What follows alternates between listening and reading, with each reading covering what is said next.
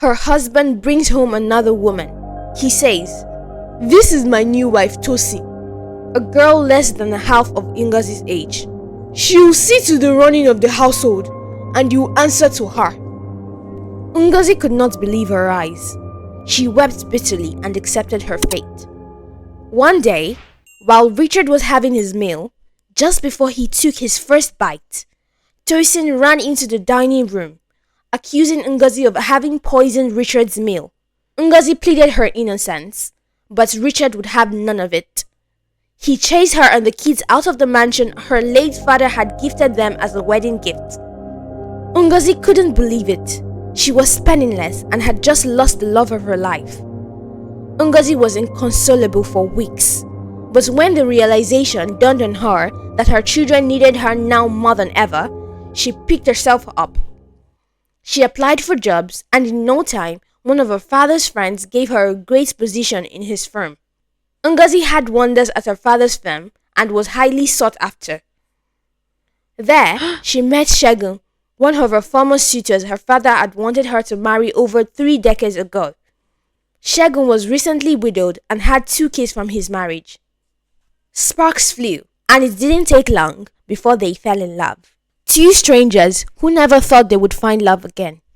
They got married 2 years later, and meanwhile, Richard, now with billions to his name and nobody to answer to, didn't feel the need to stay faithful to one woman. He slept around, drank, and spent money like it was going out of circulation.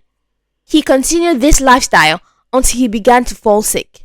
Tosin was supportive during his illness, making sure doctors came in every day to treat him, but to no avail. She even sent away all the servants so she could take care of him herself. She was an angel, he thought to himself. She didn't deserve a sick husband. Maybe that was why God was punishing him with a never-ending illness. He had disrespected their marriage by sleeping around. On his deathbed, Richard begged Tosin to forgive him, confessing about his transgressions and hoping she'd forgive him. He pleaded with her, and she covered her hands with her face shaking violently. However, instead of sobbing, he heard laughter. Laughter! She wasn't heartbroken. In fact, she was overjoyed. "I already knew," she replied with a menacing smirk. "I'm responsible for your predicament. I poisoned you." Richard couldn't believe his ears, as his eyes widened in shock, mixed with dread. Richard's womanizing behavior didn't sit well with Tosin. She wasn't in love with Richard, and she was cheating with a younger man called Femi. But she wanted all of Richard's money for herself, so she decided to poison his food, a poison that would kill him slowly, allowing her to go live a glorious life with Femi. Her plan worked. Richard soon began to fall ill, and Tosin hired quack doctors to treat him at home. She sent away all the servants, leaving Richard alone with her. She confessed all this to a bewildered and weak Richard. His life flashed before his eyes, and he realized that Tosin was his punishment for what he had done to Ngozi, and his life closed forever. The lawyers came a week after Richard's death, announcing that he had left no will and the only wife recognized by law was Ngozi. Ngozi's dad had insisted on including a court wedding over 30 years ago.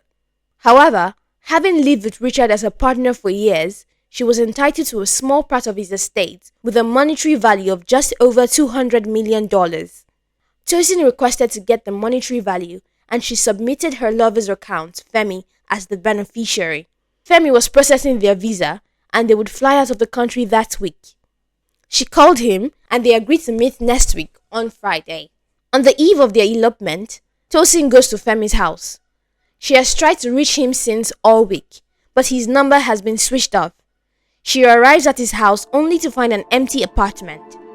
The neighbors inform her that Femi got married last week and had relocated to Canada with his new wife.